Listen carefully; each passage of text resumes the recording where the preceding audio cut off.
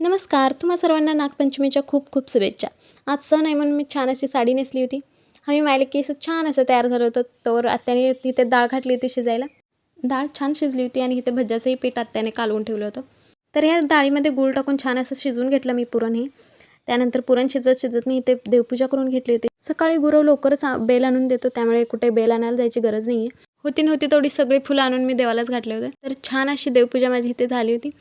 तर पुरण शिजलं होतं, त्यामुळे मी पुरण वाटायला घेतलं होतं. आमच्या घरात आत्याला आणि मलाच जास्त पोळ्या आवडतात.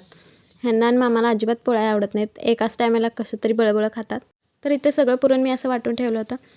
तर इथे लगेच मी भज्जे पापड वगैरे तळून घेतले आणि लगेच भाजीला फोडणी देऊन घ्यायची होती.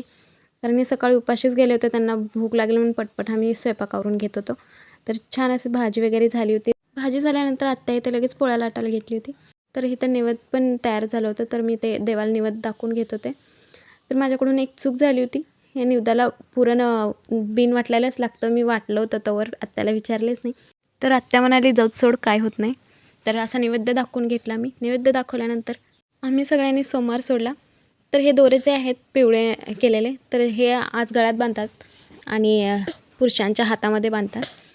तर कसा वाटला आजचा व्लॉग? आवडला असेल तर चॅनलला सबस्क्राईब करा. तर भेटूया पुढच्या व्लॉगमध्ये. बाय.